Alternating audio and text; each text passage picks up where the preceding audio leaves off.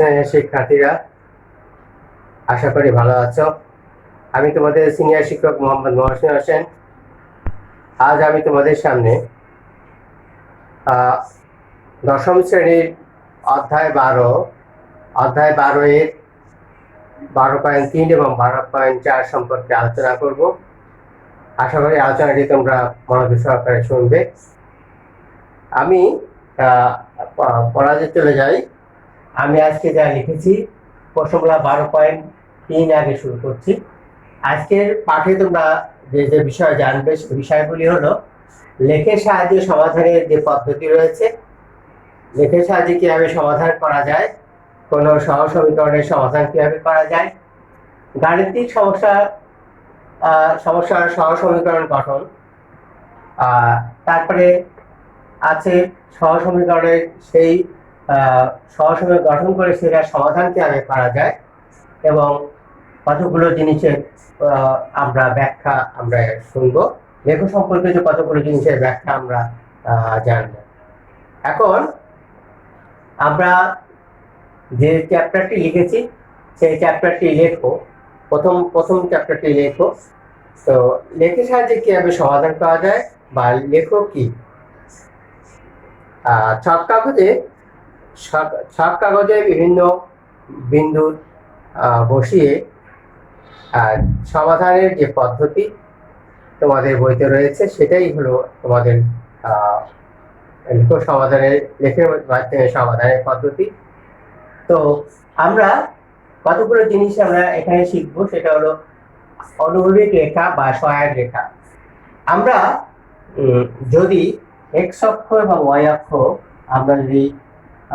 আমরা বোর্ডে যদি আঁকি, যদিও আমাদের হাতে ছক কাগজটি নেই, তো এক্স অক্ষকে আমরা এক্স ও এক্স প্রাইম এবং ওয়াই ও ওয়াই প্রাইম দিয়ে বলে থাকি। এটা হলো এক্স অক্ষ এবং এটা হলো ওয়াই অক্ষ। আমরা এক্স অক্ষকেই আমরা আনুভূমিক রেখা বা সহায়ক রেখা বলে থাকি। ভূমি সমান্তরাল যে রেখাটি রয়েছে সেই রেখাটি হলো সহায়ক রেখা এবং ভূমির সঙ্গে এই সহায়ক রেখার সঙ্গে লম্বভাবে যে রেখাটি রয়েছে সেই রেখাটি হলো উলম্ব রেখা। তাহলে এক্স অক্ষকে আমরা সহায়ক রেখা বলবো এবং ওয়াই অক্ষ যে রেখাটি এঁকেছি সেটাকে আমরা কি বলবো, আমরা উলম্ব রেখা বলবো। এক্স অক্ষ এবং ওয়াই অক্ষ যে বিন্দুতে ছেদ করবে সেই বিন্দুটিকে আমরা মূল বিন্দু আমরা ও দিয়ে প্রকাশ করব। মূল বিন্দুর স্থানাঙ্ক সবসময় 0 0। এক্স অক্ষে এখানে 0, ওয়াই অক্ষে এখানে 0। এখন আমরা কিভাবে বিন্দুগুলি পাতন করতে হয়। এখন বিন্দু পাতনটা আসলে কি, আমরা এক্স অক্ষ এবং ওয়াই অক্ষের সাপেক্ষে আমরা বিভিন্ন বিন্দুর অবস্থান যেখানে যেখানে হবে এবং বিন্দুগুলি যেখানে বসাতে হবে, এই বিন্দু বসানোর প্রক্রিয়াটাই হলো বিন্দু পাতন। আচ্ছা, তাহলে এক্স অক্ষ ওয়াই অক্ষকে আমরা দেখতে পাচ্ছি এক্স অক্ষকে ওয়াই অক্ষ দুটা ভাগে ছেদ করেছে, বিভক্ত করেছে, একটা হলো ডান দিকে একটা হলো বাঁ দিকে। এই ডান দিকে যখন এই ডান দিকে এক্স এর সবগুলো মানই ধনাত্মক, ডান দিকে সবগুলো মানই আমার ধনাত্মক, এক্স এর সবগুলো মানই ধনাত্মক। আচ্ছা, তো আর বাঁদিকে সবগুলো এক্স এর মানই আমাদের ঋণাত্মক। তাহলে এবং আর একটা জিনিস তোমাদের চিন্তা করতে হবে, ওয়াই অক্ষকে এক্স অক্ষ উপরের একটি ভাগ এবং নিচে একটি ভাগ, দুটি ভাগে বিভক্ত করেছে।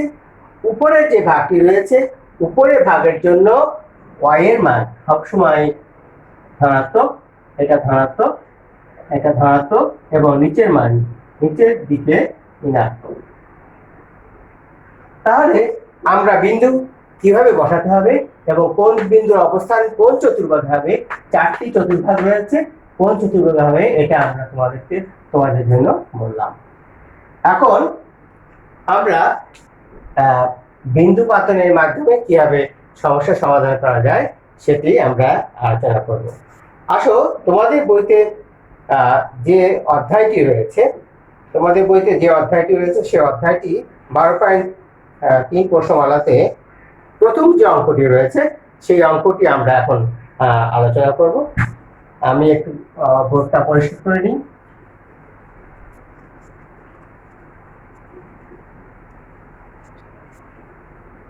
প্রথম অঙ্কটি তোমাদের জন্য আমি এখন তুলব। প্রথম অঙ্কটি কি? প্রথম অঙ্কটি হলো 12.3 এর প্রথম অঙ্কটি হলো 3x plus 4y equal to 14, আর এটা হলো 4x minus 3y equal to 2। তাহলে দুটি সমীকরণ তোমাদের জন্য দেওয়া আছে, দুটি সমীকরণ তোমাদের জন্য দেওয়া আছে, এটা 1 এটা 2।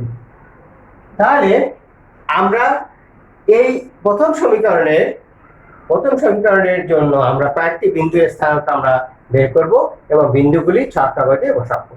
দেখি আমরা কতগুলো বিন্দু আমরা কিভাবে পাই। 1 নং সমীকরণ হতে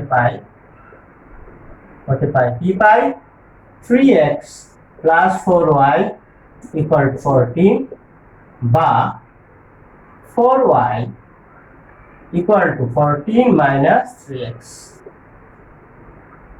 অতএব এখান থেকে আমরা y এর কি মান পেয়ে থাকি 14 minus 3x by 4। এটা একটা সমীকরণ আমি দিয়ে দেই, এটা 3 নং সমীকরণ। এখন 3 নং সমীকরণের আমরা x এবং y এর কতগুলো বিন্দু, হ্যাঁ, x হলো স্বাধীন চলক যদি আমরা বিবেচনা করি, y যদি অধীন চলক বিবেচনা করি, x এর কয়েকটা বিন্দুর সাপেক্ষে আমরা y এর কয়েকটা বিন্দু পেয়ে যাব এবং এই বিন্দুটি আমরা সমীকরণে যখন বসাবো একটা সরলরেখা আমরা পেয়ে যাব। আচ্ছা, তাহলে আমরা লিখি x এর কয়েকটি বিন্দুর জন্য y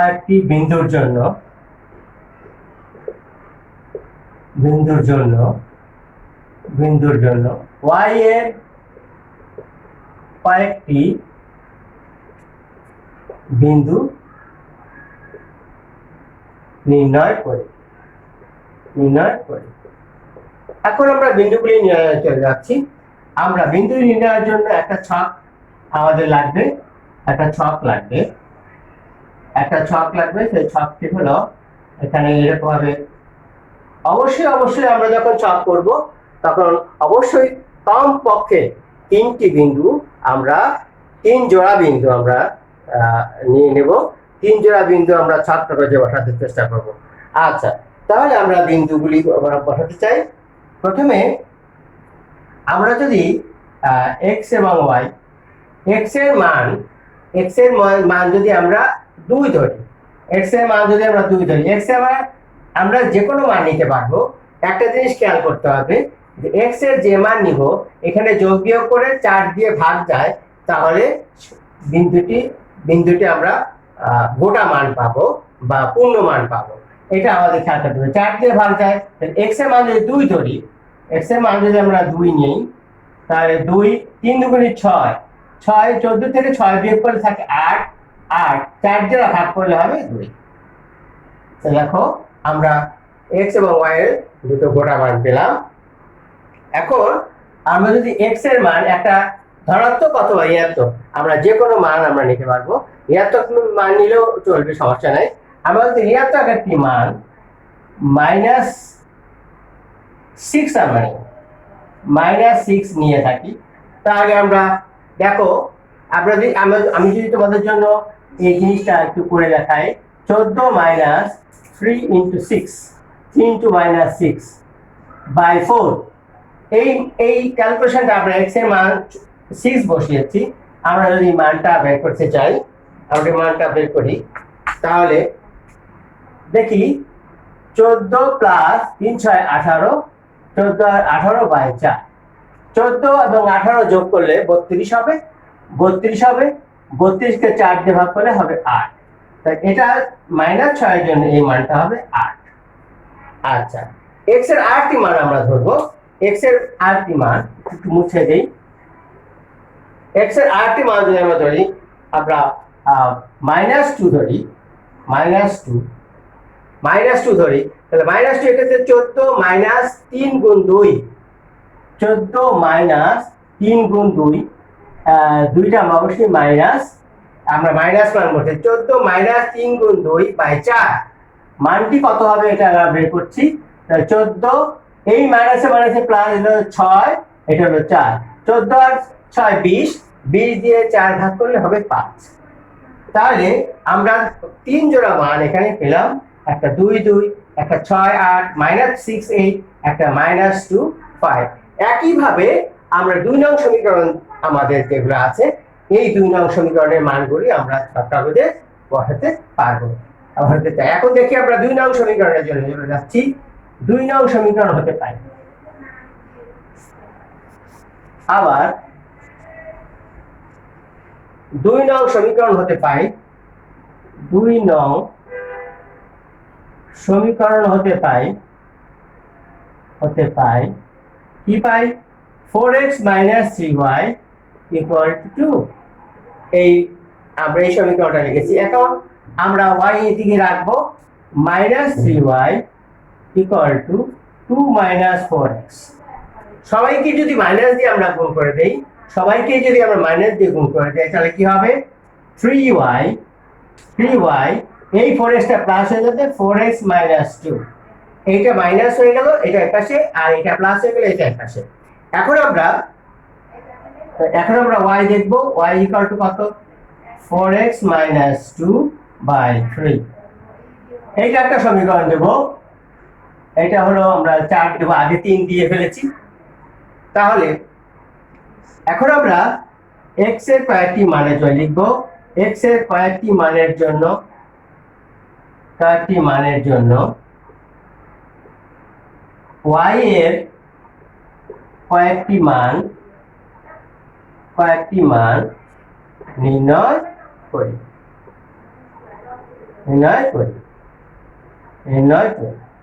তাহলে আমরা একটা বক্স লিখব, সেই বক্সের মধ্যে x এবং y দুটো দিয়ে দেব। আমরা x এবং y লিখছি, x এবং y। তা x এবং y যখন লিখবো, এখন x এর মান আমরা, x হলো স্বাধীন চলক এবং y অধীন চলক, x এর মান ধরবো, y এর মান আমরা পাবো। আচ্ছা, তাহলে x এর মান যদি আমরা 5 ধরি, 5, x এর মান যদি 5 ধরি, 4 5 20, 20 থেকে 2 বিয়োগ করলে হয় 18, 18 কে 3 দিয়ে ভাগ করলে হয় 6। দেখো কিভাবে করলাম, x এর মান আমরা 5 ধরেছি, 4 × 5, 4 × 5 20, 20 থেকে 2 বিয়োগ করলে কত হয় 18, 18 কে 3 দিয়ে ভাগ করলে 6।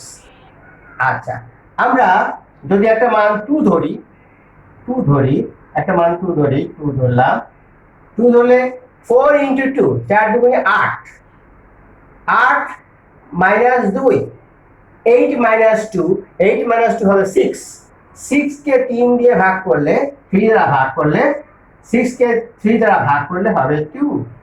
তাহলে এই মানটা হবে 2, তাহলে আমরা মান পেয়ে গেলাম 2 জোড়া। আরো এক জোড়া মান আমাদের দরকার হবে, কমপক্ষে 3 জোড়া মান আমরা 3টা জোড়া মান বের করি, এবং 3টা মান যদি আমরা ছক কাগজে বসিয়ে দেই, তাহলে সুন্দর একটা আমরা লেখক পাবো।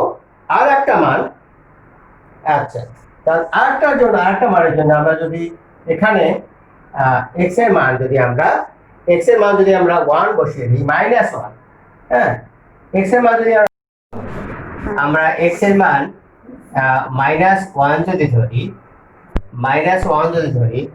তাহলে x এর মান -1 ধরলে এই ক্যালকুলেশনটা আমি তোমাদের জন্য করতে চাই। তাহলে 4, এখানে দেখো y = 4 * এখানে x এর মান হচ্ছে -1, -2, আর নিচে হলো 3। তাহলে কি হলো, 4 আর -1 গুণ করলে -4 আর -2/3, তাহলে এটা হলো -6/3 = 2। তাহলে এখানে -1 হলে এর মান হচ্ছে -2, তাহলে এখানে আমরা 3 জোড়া মান পেয়ে গেলাম। এখন আমরা ছক কাগজে এই মানগুলি আমরা আমরা সন্নিবেশন করব, বিন্দু পাতন করব। আমরা তোমাদের জন্য ছোট্ট একটি ছক কাগজ আমি হাতেই এঁকেছি। যদিও প্রত্যেকটা ঘর বর্গ অতিচ্ছন্ন বর্গ হওয়ার কথা, কিন্তু আসলে হাতে আঁকার জন্য এটা বর্গ কাছাকাছি হয়েছে। এখন আমরা বিন্দুগুলি প্রথম যে আমাদের 3 নং সমীকরণ ছিল, 3 নং সমীকরণের বিন্দুগুলি আমি এখন ছক কাগজে সন্নিবেশন করব। আগে ছিল 2 2 2 2 ছিল, তাহলে এখান থেকে মূল বিন্দু থেকে শুরু করতে হবে। 2 2 বিন্দুটা এখানে, 2 2 বিন্দুটা হলো এখানে, আচ্ছা 2 2 বিন্দুটা এখানে। তারপরে কি হলো, তারপরে বিন্দুটা হলো -6 8, 2 2 বিন্দুটা এখানে 6 8, -6 8, -6 হলো বাঁদিকে শূন্য থেকে শুরু করতে হবে। 1 2 3 4 5 6, আর 8 হলো উপর দিকে যাবে, প্লাস উপর দিকে যাবে 1 2 3 4 5 6 7 8 এখানে। তাহলে -6 8 বিন্দুটা এখানে, আর 2 2 বিন্দুটা এখানে। হ্যাঁ, 2 2 আমরা যদি এখানে লিখি 2 2 বিন্দুটা লিখছি। আর একটা বিন্দু ছিল -2 5, তো -2 এখানে শুরু করি। -2 1 2 -2 এদিকে, আর 5 1 2 3 4 5 এখানে। তাহলে এখানে বিন্দুটা এখানে, তাহলে আমরা -2 5 -2, 5, তা এই 3টা বিন্দু আমরা সংযুক্ত করব, যোগ করে দেব। আস্তে আস্তে আমরা যোগ করে দিই, হাত দিয়েই যোগ করতে হবে এবং উভয় দিকে বাড়াতে। আচ্ছা, তাহলে এখন সমীকরণ 3 থেকে যে আমাদের প্রথম ছকের যে 3টা বিন্দু ছিল, সেই 3টা বিন্দু আমরা বসিয়েছি। এখন আমরা সমীকরণ 4 থেকে যে 3টা বিন্দু আমাদের হাতের কাছেই আছে, সেই 3টা বিন্দু আমরা বসাবো। 5 6 বিন্দুটা কোথায় শুরু করতে হবে? 1 2 3 4 5, আর 6 উপর দিকে যাবে। 1 2 3 4 5 6, এইটা হলো 5 6 বিন্দুটা হলো এখানে। 5 6 বিন্দুটা এখানে 5 5 5 6 বিন্দুটি এখানে। আচ্ছা, গেল 5 6 বিন্দুটা পেলাম এখানে বিন্দুটা। তারপর কত? 2 2 বিন্দুটা বসানো আছে। -1 -2, -1 এদিকে শূন্য থেকে শুরু করতে হবে, -1 এদিকে, -2 এদিকে। তাহলে এই বিন্দুটা এখানে -1 -2, তাহলে বিন্দুটা ভরালাম। এই 3টা বিন্দু আমরা যদি যোগ করে দেই, বাড়িয়ে দিলাম, তাহলে আমরা 2টা সরলরেখা পেলাম। এখন 2টা সরলরেখার ছেদবিন্দুর স্থানাঙ্কই হবে এই সমীকরণের সমাধান। তাও আমরা দেখতে পাচ্ছি। তাহলে সমীকরণ সমাধান কোথায়? এখানে একটা পি বিন্দু নাম দিতে পারি, পি বিন্দু ছেদ করে। সমীকরণ সরলরেখা দ্বয় পি বিন্দু ছেদ করে, পি বিন্দুর স্থানাঙ্ক এখানে সমাধান বিন্দু হবে। তাহলে এটা হলো 2 2। এখন আমরা সমীকরণের লেখার জন্য আমাদের কিছু কথা লেখার আছে, সেই কথাগুলো আমরা লিখবো এখন। আসো আমরা সেই কথাগুলো লিখি। তোমরা খাতা নাও, খাতায় আমরা বিন্দুগুলি লিখি।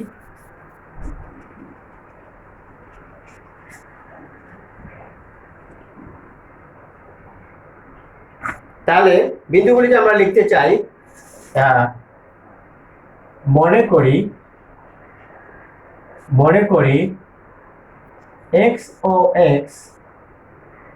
x প্রাইম এবং y ও y প্রাইম যথাক্রমে x এবং y অক্ষ এবং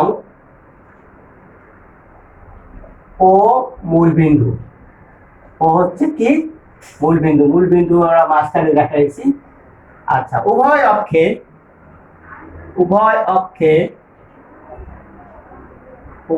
অক্ষে ক্ষুদ্রতম বর্গের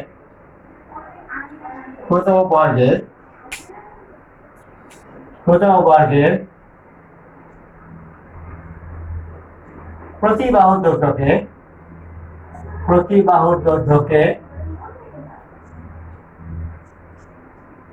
একক ধরে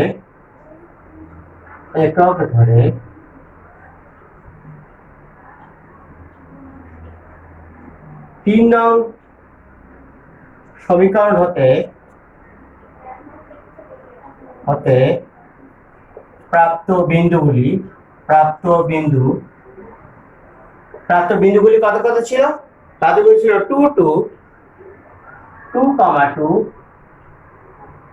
6,8, -6,8।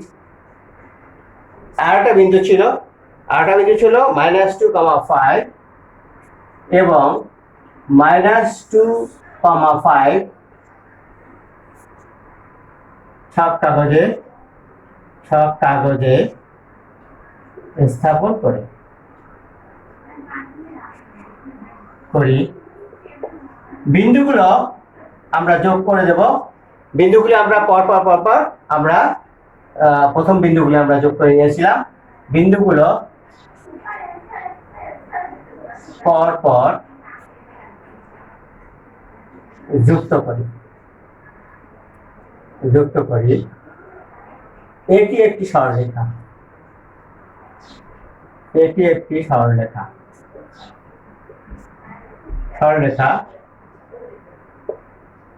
আবার একইভাবে আমরা যে পরের সরলরেখাটা আঁকতে যে 3টা বিন্দু পেয়েছিল, আবার 4 নং সমীকরণ হতে প্রাপ্ত বিন্দু কি বিন্দু ছিল?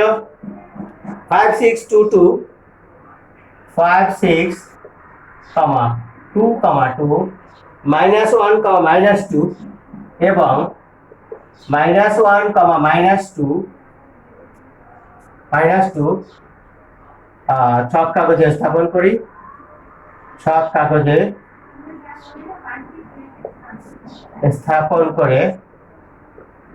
স্থাপন করে যোগ করে এটিও আবার এইগুলো যোগ করেছি। এগুলো এখানে দেখা গেল এটা একটা সরলরেখা, এটিও একটি সরলরেখা।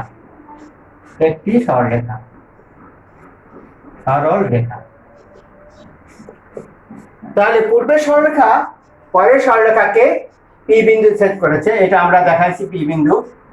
দেখো, পূর্বের সরলরেখাটি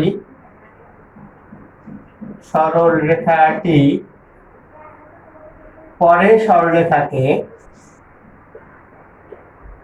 সরলরেখাকে এটাকে পি বিন্দু ছেদ করেছে, পি বিন্দুতে ছেদ করেছে।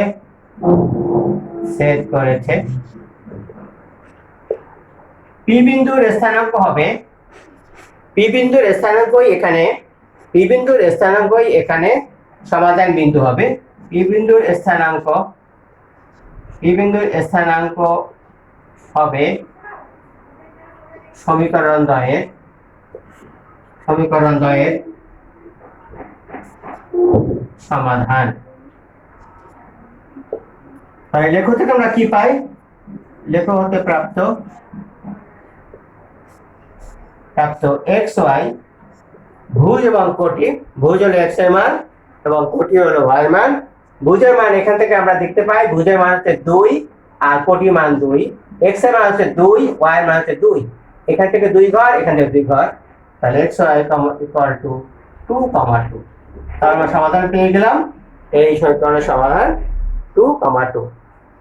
আমরা এই অঙ্কটা যদি একটুখানি পিছন থেকে বলতে চাই, তাহলে আমরা প্রথমে আমরা দুটা সমীকরণ বের করব।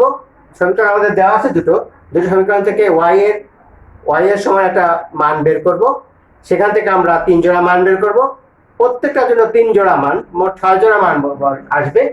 6 জোড়া মান আমরা যদি সমীকরণে ছাপ কাগজে বসিয়ে দেই, তাহলে আমরা একটা যে বিন্দুতে ছেদ করবে ওই বিন্দুর স্থানাঙ্কই হবে সমাধান বিন্দু। তাই এখান থেকে আমরা পেয়ে পাচ্ছি যে x এর মানও 2, y এর মানও 2। আশা করি অঙ্কটি বুঝতে পেরেছো। হ্যাঁ, এখন আমরা 12.4 প্রশ্নমালা 12.4 প্রশ্নমালার আমরা 13 নম্বর অঙ্কটি আমরা করব। 13 নম্বর অঙ্কটি এখানে ভালো অঙ্ক। তাহলে এখন অঙ্কটি কি আছে? 2 অঙ্ক বিশিষ্ট একটি সংখ্যার অঙ্কদ্বয়ের সমষ্টি অঙ্কদ্বয়ের অন্তর 4 সংখ্যাটির অঙ্কদ্বয় স্থান বিনিময় করলে যে সংখ্যা পাওয়া যায় তার এবং মূল সংখ্যাটির যোগফল 110। সংখ্যাটি নির্ণয় করো। সংখ্যাটির অন্তর দেওয়া আছে, অন্তর অর্থ বিয়োগফল, এখানে বুঝতে হবে অন্তর অর্থ বিয়োগফল। এখন আমাদের 2 অঙ্ক বিশিষ্ট সংখ্যা একটা একক থাকে, একটা দশক থাকে। তাই একক এবং দশক আমাদের দুটো জিনিস ধরতে হবে, তাই না? তাই একক এবং দশক মনে করি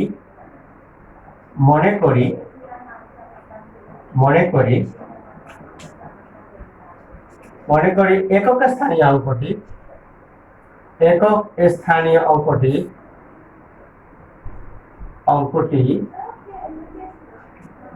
x, দশক স্থানীয় অঙ্কটি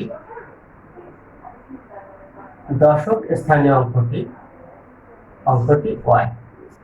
তাহলে একক যদি x হয় এবং দশক যদি y হয়, তাহলে সংখ্যাটি কি দাঁড়ায়? সংখ্যাটা করতে হলে দশককে 10 গুণ করে, দশকের অঙ্কটিকে 10 গুণ করে একক যদি যোগ করা হয় তাহলে সংখ্যাটি পাওয়া যায়। তাহলে সংখ্যাটি কি? অতএব সংখ্যাটি হলো তোমার 10y, দশকের 10 গুণ প্লাস একক। তাহলে এখন আবার বুঝতে হবে প্রথম শর্ত যেটা দেওয়া আছে, প্রথম শর্তটি দেওয়া আছে যে 2 অঙ্ক বিশিষ্ট সংখ্যার অঙ্কদ্বয়ের অন্তর বলতে অঙ্কদ্বয়ের বিয়োগফল। তাহলে প্রথম প্রশ্ন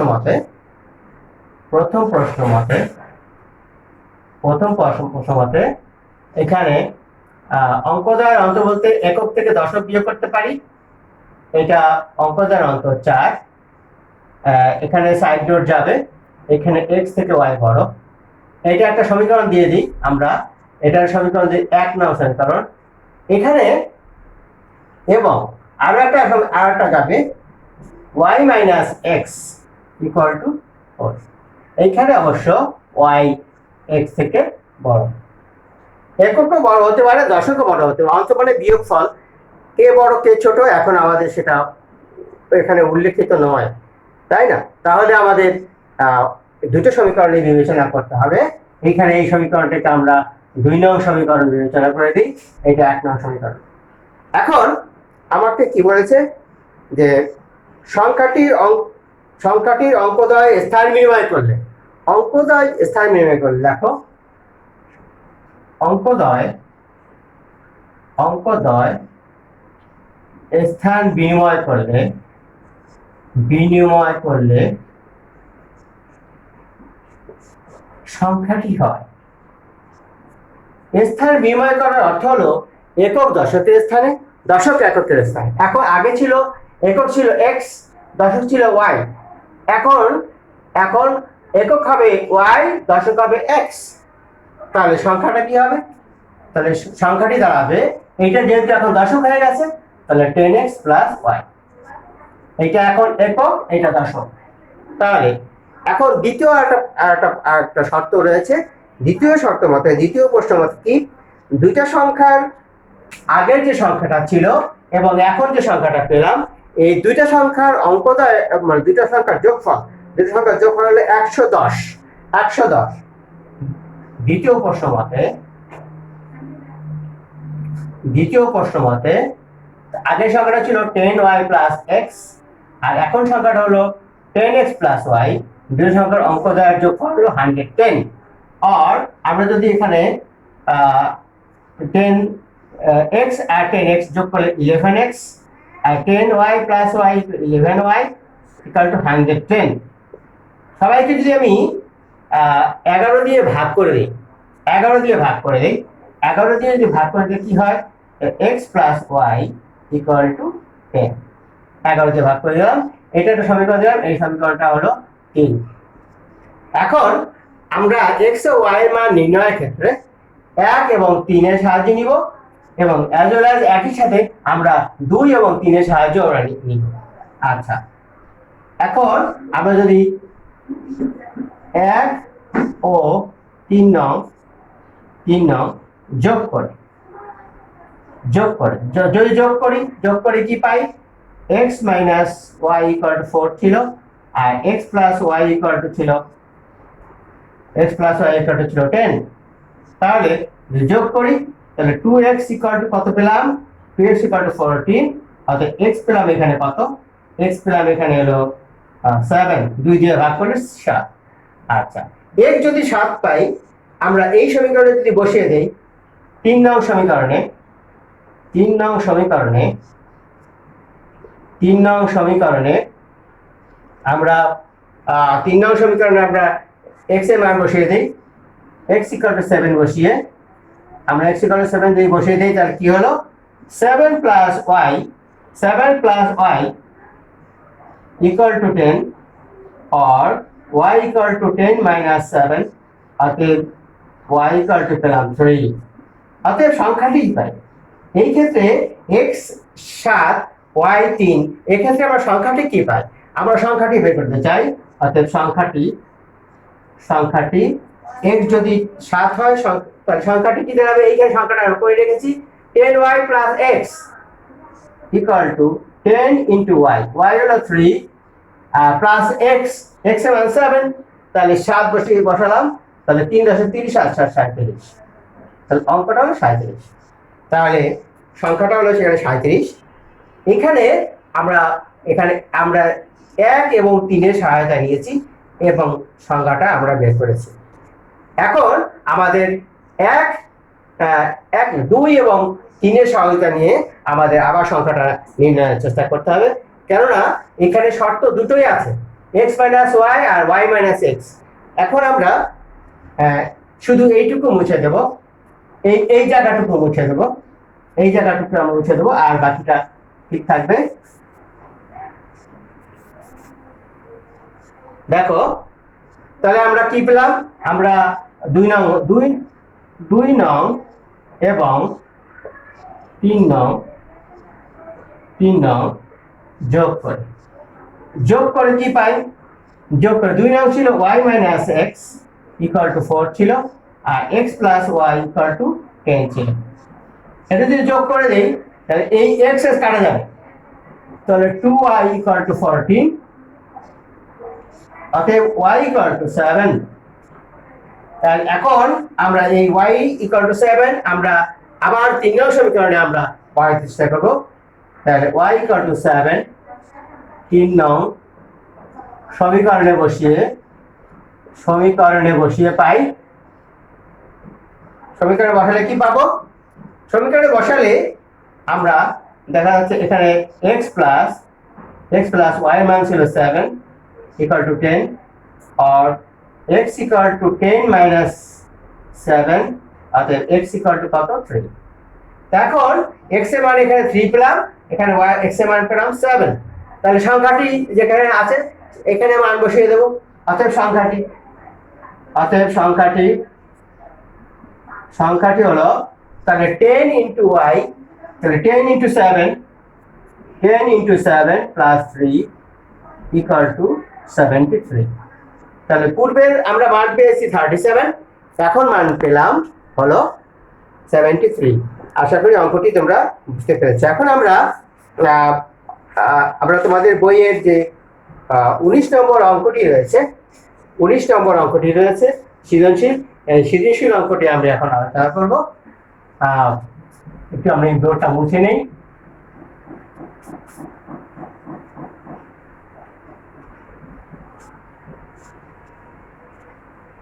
সৃজনশীল অঙ্কটিতে 3টা ভাগ রয়েছে। অঙ্ক নম্বর হলো 19, অঙ্ক নম্বর 19। তো 19 নম্বর অঙ্কটিতে কি বলেছে, কোন ভগ্নাংশের লবের সাথে 7 যোগ করলে ভগ্নাংশটির মান পূর্ণ সংখ্যা 2 হয়, আবার হর থেকে 2 বিয়োগ করলে ভগ্নাংশটির মান পূর্ণ সংখ্যা 1 হয়। তাহলে ভগ্নাংশটি x বাই y ধরে সমীকরণ জোটটি গঠন করো। ক নম্বর আমার বলাই ছিল, ক নম্বর আমার বলা ছিল যে সমীকরণ জোটটি ভগ্নাংশটি x বাই y ধরতে হবে। দেয়া আছে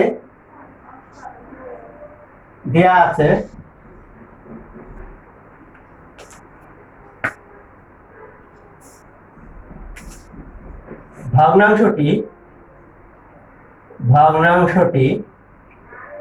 x বাই y, আমার ভগ্নাংশটি x বাই y, তার মানে উপরে লব এবং হর আমার বলা আছে, আমার হর এবং লব, লব মানে লব হলো x, হর হলো y।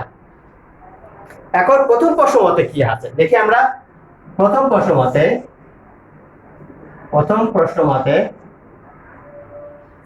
কি বলেছে, লবের সাথে 7 যোগ করলে, লবের সাথে 7 যোগ x প্লাস 7 যোগ করলে আর হর ঠিক থাকবে, যোগ করলে ভগ্নাংশটির মান পূর্ণ সংখ্যা 2 হয়। এখান থেকে আমরা একটা সমীকরণের সরল রূপ নিব আমরা, x plus 7 equal two 2y, অতএব x minus 2y plus 7 equal to 0। এটা 1 নং সমীকরণ। আমরা 1 নং সমীকরণ পেয়ে গেলাম। আমাদের সমীকরণ জোট গঠন করতে বলেছে, আমরা প্রথমটা পেয়ে গেলাম। এখন দ্বিতীয়টা, আবার হর হতে 2 বিয়োগ করলে ভগ্নাংশটির মান পূর্ণ সংখ্যা 1 হয়, হর হতে 2 বিয়োগ করলে। দ্বিতীয় প্রশ্ন মতে হর হতে 2 বিয়োগ করব, x বাই, আমার লব ঠিক থাকবে, হর হতে 2 বিয়োগ, তার মানে y মাইনাস 2 বিয়োগ করলে ভগ্নাংশটির মান কত হয়, পূর্ণ সংখ্যা 1 হয়। তাহলে কি হলো জিনিসটা, তাহলে আমরা আর গুণ করতে চেষ্টা করি, তাহলে x equal to y minus 2, এই একের নিচে 1 আছে, এর সঙ্গে এটা গুণ করলে এটাই থাকবে, অতএব x minus y plus 2 is equal to 0। এটা হলো তোমার 2 নং সমীকরণ। এখন এই দুটোই হলো সমীকরণ জোট। এই সমীকরণ জোট দুটি এখন হতে বলেছে আর গুণন পদ্ধতিতে সমাধান করে x, y নির্ণয় করো, ভগ্নাংশটি কত। হ্যাঁ, এখন আর গুণ পদ্ধতি আমার সমাধান করতে হবে, তারপর ভগ্নাংশটি কত বলতে হবে। আচ্ছা, তাহলে আমরা যেটা পেলাম, এই দুটো সমীকরণ আমরা নিচে সুন্দর করে লিখবো।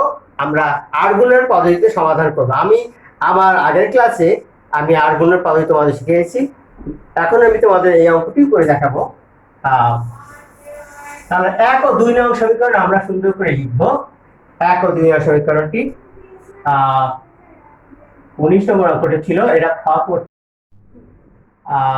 নম্বর অঙ্কটি আমরা এখন করব। আমরা ক থেকে প্রাপ্ত দুটো সমীকরণই এখন আমরা নিচে সুন্দর করে লিখবো। x minus 2y plus 7 equal to 0, আর x minus y plus 2 equal to 0। তোমরা জানো যে আর গুণের পদ্ধতি সমাধান করতে হলে সমানের ডান দিকে 0 থাকতে হয় এবং ধ্রুবক সহ সবগুলো জিনিসই আমার বাঁ দিকে রাখতে হয়। তো আমরা এখন আর গুণের পদ্ধতিতে লিখবো, এটাকে মুছে দিচ্ছি দাঁড়াও। তাহলে আমরা লিখবো আর গুণের পদ্ধতিতে আর গুণন পদ্ধতিতে কি পাই, আর গুণন পদ্ধতি কি পাই, আমরা যখন x কে চেপে ধরবো তখন এর সঙ্গে এর গুণ হবে, x লিখবে এখন x by minus 2 into 2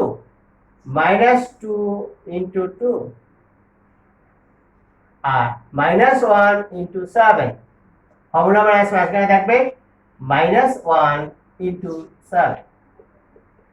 y যখন আমরা লিখবো তখন এখান থেকে এদিক যাবে গুণটা, y যখন আমরা চেপে ধরবো তখন এখানে 1 এখানে 7, তাহলে 1 ইন্টু 7 পাওয়ার মাঝখানে, আর 1 ইন্টু 2 ইকুয়াল টু, যখন সংখ্যা 1 এখানে যখন 1 লিখবো, এখানে যখন 1 লিখবো, তখন আমরা এটা চেপে ধরবো, তখন 1 ইন্টু মাইনাস 1 খবর মাঝখানে 1 ইন্টু মাইনাস 1 আর 1 ইন্টু মাইনাস 2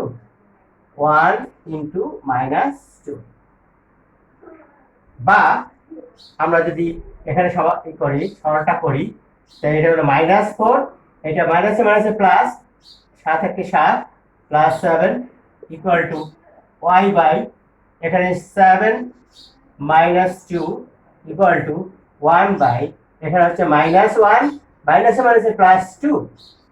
শেষ পর্যন্ত কি দাঁড়ালো আমরা দেখছি, x বাই 3, 7 থেকে 4 বিয়োগ করো 3 ইকুয়াল টু y বাই এখানে 5, 7 থেকে 2 বিয়োগ করেছি, এখান থেকে 2 থেকে আগে বিয়োগ করলে 1 থাকবে, নিচের একটা লেখার কোনো প্রয়োজন নেই। এখন আমরা এটার সঙ্গে এটা লিখবো, অতএব x বাই 3 ইকুয়াল টু 1, অতএব x ইকুয়াল টু 3। আবার এর সঙ্গে আমরা এটাকে লিখবো y বাই 5 ইকুয়াল টু 1, আর যদি গুণ করি 5 সঙ্গে 1 গুণ করে 5 থেকে 5, তাহলে x এবং y এর মান আমরা পেলাম। আমাদের বলেছে x এবং y এর মান বের করো, নির্ণেয় মান যেভাবে আমাদের মান বের করতে বলেছে আমরা সেভাবে বের করব। x, y ব্র্যাকেট দিয়ে দিয়েছে, আমাদের বইতে ব্র্যাকেট দিয়ে দিয়েছে, এখানে x এর মান হলো 3, y এর মান হচ্ছে 5। তারপরে যে অঙ্কটি ছিল, তারপরে যে কথাটি ছিল সেটা হলো ভগ্নাংশটি কত, এবং ভগ্নাংশটি কত ছিল, ভগ্নাংশটি x বাই y ছিল, ভগ্নাংশটি ছিল x বাই y, আমাদের কতই বলা ছিল x বাই y, x হলো 3, y হলো 5, ভগ্নাংশটি হলো x বাই y, লিখে দিই আমরা x by y equal to 3/5। আশা করি অঙ্কটি আমরা বুঝতে পেরেছ। এখন গ নম্বর যে অঙ্কটি রয়েছে, সমীকরণে লেখো অঙ্কন করে x ও y এর মানের সত্যতা যাচাই করো। x ও y এর মানগুলি আমি যে আগের প্রশ্নমালার যে প্রথম অঙ্কটি করেছি যেভাবে, একইভাবে এই গ নম্বর অঙ্কটি করতে হবে।